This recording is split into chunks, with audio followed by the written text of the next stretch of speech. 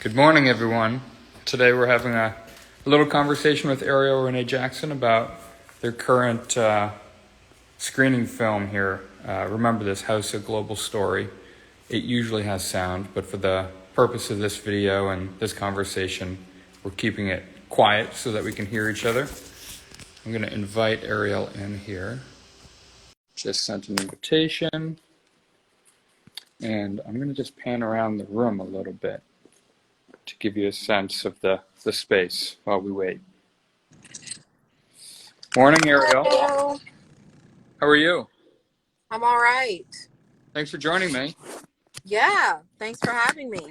Yeah, I'm excited to have the conversation. hmm So, first, would you mind just introducing yourself and introducing the exhibition and maybe going over a little bit of the concept? yeah, so you already said the exhibition's, the title of the video work's name. The title of the work on panel there is Marooned #3, and that's the third in a series I started creating at Art Pace during my residency between January and March of this year, 2022. Um, the title of the exhibition is called Marooned in Blue, and that is named after the the panel series that I've started, and it's thinking about my continuation of using this color blue.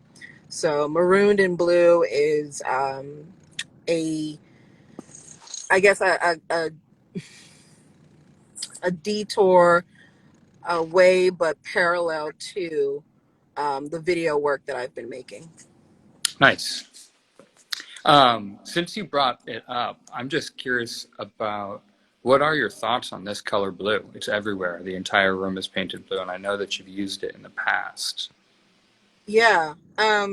Blue and red, or maroon rather, are important colors for me as my work is developing, because I've been discussing with my collaborators about how our temperatures rise and fall when we are met with difficult conversations, and sort of the statement of being in blue or marooned in blue. Marooned anywhere is to isolate oneself. To be in the blue is to be with those feelings. And so that's one side. The other side is that the color blue has a lot to do with blue collar workers, which is what my family comes from.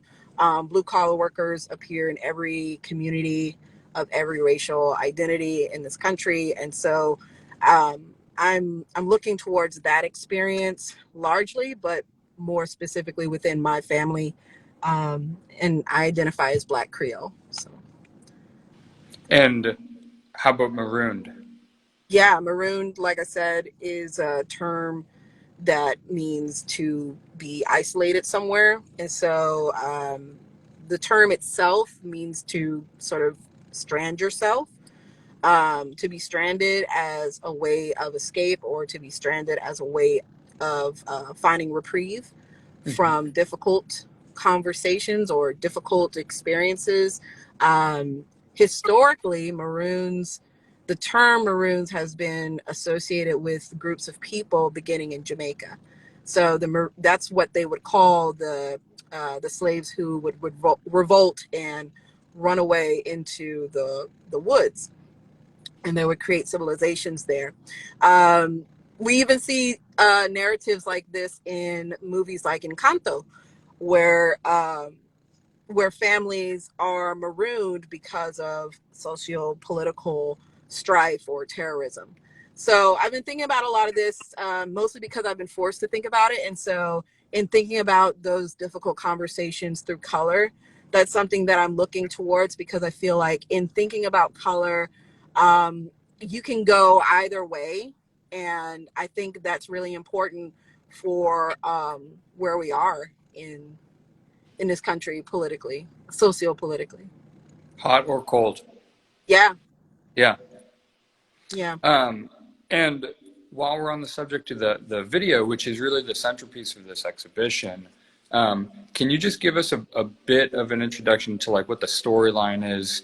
I know that this has to do with your family and land that's important to your family. Mhm. But when was the footage shot, and what is this scene behind me? Where is that Mhm. from? So the very scene behind you of me playing the accordion is from Oh, I missed it. some from some what? I missed it. I panned around to it just as it Oh switched. no, it's okay. I think everybody saw it. You're good. Yeah, the Zydeco, sorry, the accordion playing that you saw in the background for a moment was part of what I did at my residency at Art Pace in San Antonio. While I was in San Antonio, I learned and was exposed to conjunto music, which shares the accordion in general, but uses a specific type of accordion. This one here, this type of accordion that I'm using is a piano accordion, and that is um, predominantly the instrument that is used in Zydeco music, which is essentially an American like blues and Southern um, genre of music, using the language, or rather like the patois of Louisiana Creole language. So I saw myself in San Antonio in a lot of different ways. I saw New Orleans and San Antonio in some ways.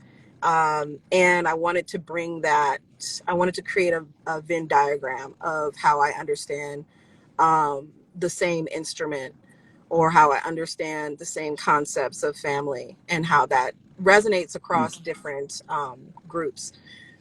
The other part of the film is borrowing from a documentary I created in 2013 um, when my grandmother was living, and I interviewed all three generations of my family, asking them, um, you know, asking them why they chose to be Black. And the question came out of something I was thinking about in response to family members that have passed to become white. And those family members that pass to become white, we see that story, that narrative throughout history, and it's like very well documented.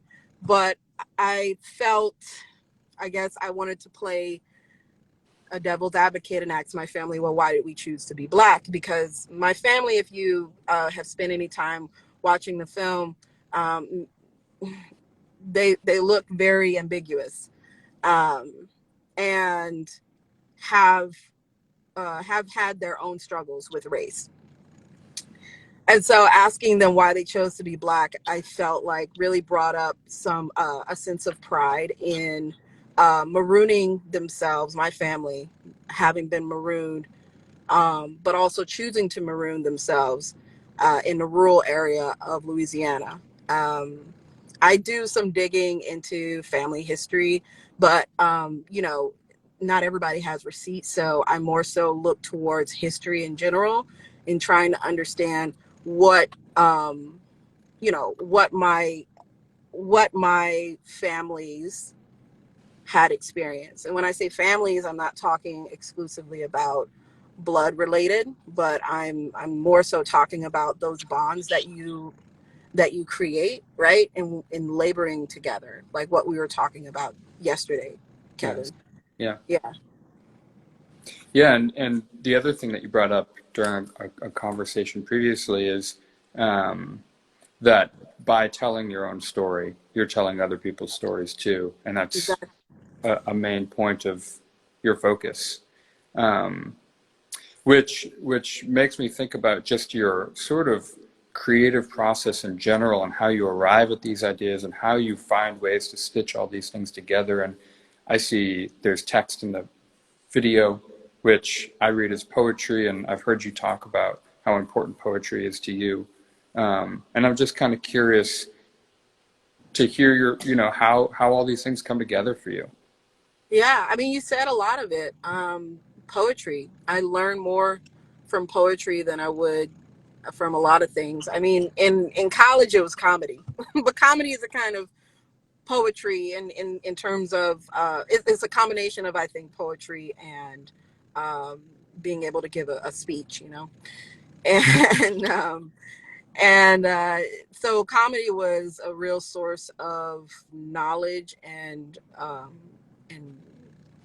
reflection for me in college. And now that I am, graduated from grad school, and the world is burning now, so poetry feels like a place that feels real because of the way that it's taking up the challenge of connecting disparate thoughts, because that's very difficult, Hmm. because I think, um, since I've been teaching, I've noticed how most of my students, freshman students, most of my students are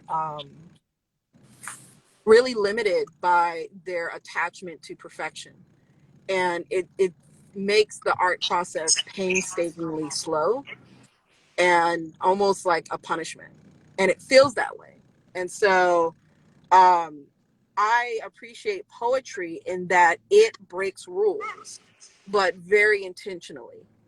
Um, and which is why people are like, oh, I don't get this poem. But it's like, it is like looking at a painting. It's like breaking down a visual element. And so I work with poetry in my practice. I almost want to start calling myself poetry based, because for me it's about the intention of everything being there, and knowing that that is always part of how I'm making work. Hmm. Um, and I guess I would say that's a challenge to aesthetic in some ways, but it's an aesthetic in trying to be an aesthetic.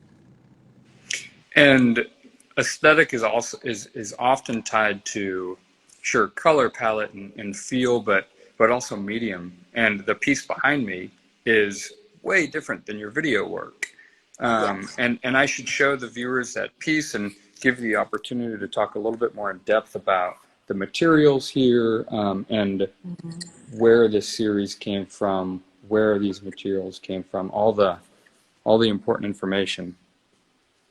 Yeah, thank you. And thank you for zooming in. It's really important to get a sense of what the texture is. So what you're looking at is, man, I never remember that word that Kevin. What's the name of it? This green stuff is flocking. I think because it's a verb, it's not sticking. I think That's because it's a okay. verb, it's not sticking. But anyway, that was flocking that you saw, positioned right next to topsoil that is located here in Austin, but in general, the Texas region. The reason why there's some discoloration is purposeful. I'm working with pigments, um, general pigments that you can find in the store for now, but I've been researching the work and practice of George Washington Carver and how he created pigments using natural material, and by oxidizing soil.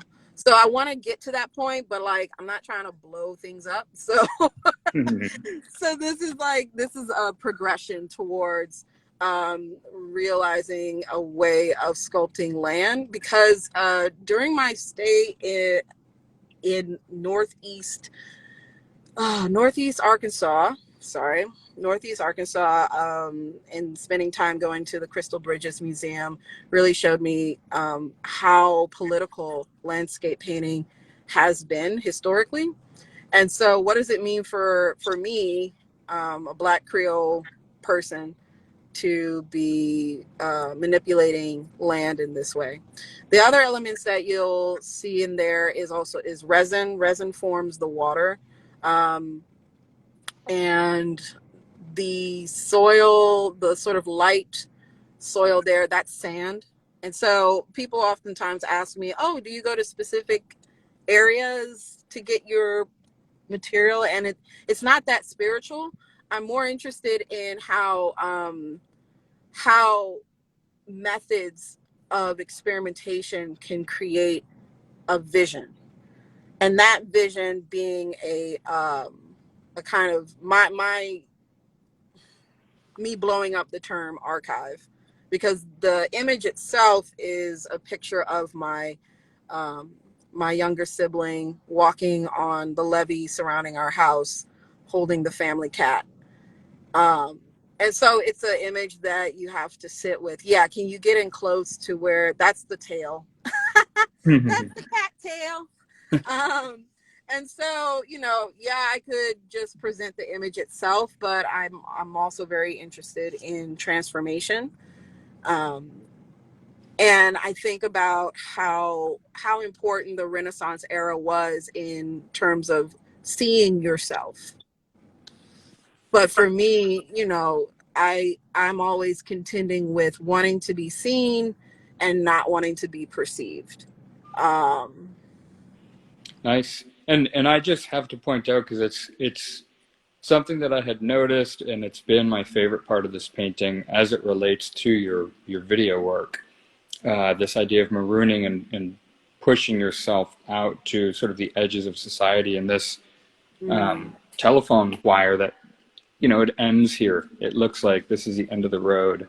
Um, I just mm. think it's such good context to the work and to the place, and um, yeah, the scene and the stylized kind of feel of the scene too. I don't know. It helps push me there.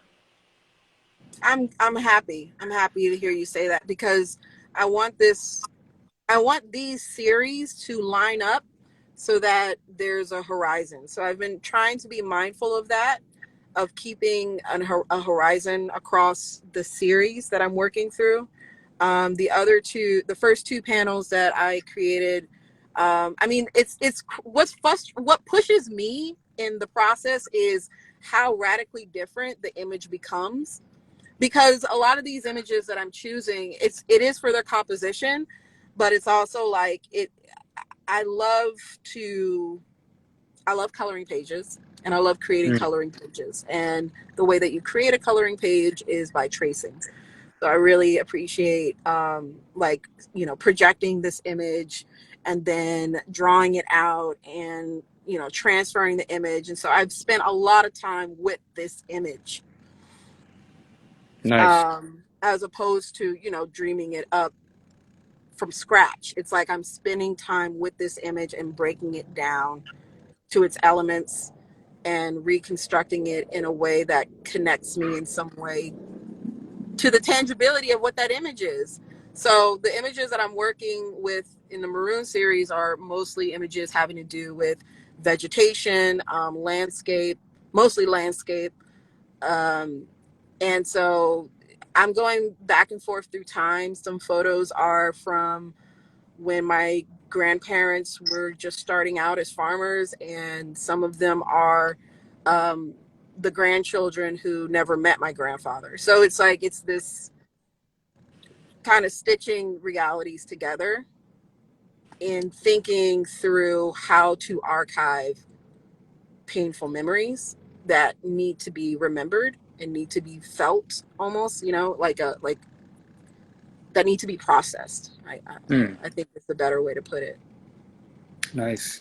And the last piece to this exhibition that we haven't fully discussed yet is the way you've treated the floor. That's right. And I mean, I would be more interested in hearing what you have to say about it before I Well, say anything. well, first of all, I think the most fascinating part of the floor and your interest in projecting and tracing and really sort of feeling that landscape, you're allowing the viewer to feel that landscape and experience that landscape and be in contact with that. This is Austin topsoil.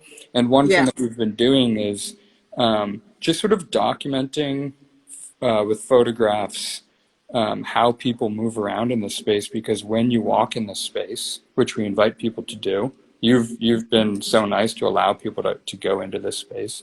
Um, but seeing where people have been and how they're moving around has been interesting. The drawings people are making in the dirt, and it's just a very sort of interactive and freeing exhibition that, we're always told we can't touch artwork, we can't really physically interact with artwork, and it's really fun for me to see this happen in this space.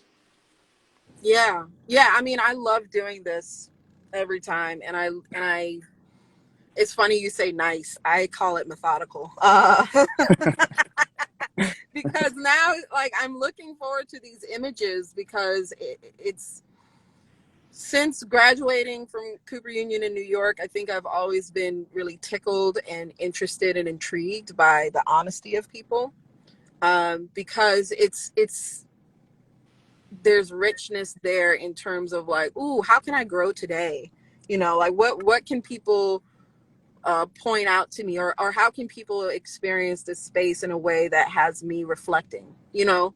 And so I believe in creating generative work for my practice. So what I mean by that is it gives me life, and it also prevents like you know, it prevents what happens after exhibition opens. But for me anyway, is the potential, the possibility of there being remnants from this space that can turn into or transform, potentially, not always, but it has the potential to transform into the next work, which is why I try to stay away from like concrete things that, oh, this is the thing that I'm doing all the time.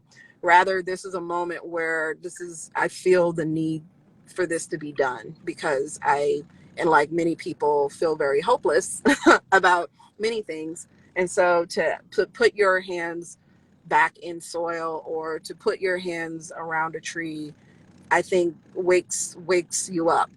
And for me, it always has. Like I'm very interested in visual complexities, in a sense that you know, nature is the most complex thing that we can perceive. So, including that in my exhibitions has been increasingly more and more important to help ground people in where I want them to be.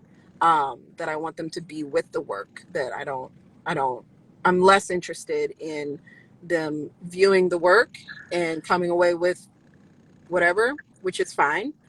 But I'm more interested in people sitting with the work, and they're being waiting for something to happen, you know, and Nice. if not, then making something happen. Nice. Well, this exhibition is on view until May 28th, and just one more week. We have a reception tomorrow night for you, Ariel, which everybody watching, I hope that you can come to. This video is 11 minutes, just over 11 minutes long. There's Of a course, bench. there's what? There's access to sitting down. There's a It bench. is Yeah, accessible. you can, sit down and really enjoy it. It's an emotional video. The sound is beautiful. You playing the piano accordion. Um, And, I think that it really needs to be seen in person, of course. But come on out for tomorrow night if you'd like to meet Ariel. I know that you'll be here definitely in the beginning of the reception. So if you want to catch Ariel, come early. Um, Thank you. and Yeah. I really appreciate your time. It was nice to get a better understanding of everything that you're doing. Thank you. Yeah. Thanks for setting this up. Yeah. Have a good day. You too. Everybody enjoy yourself. Thanks, everybody. Bye.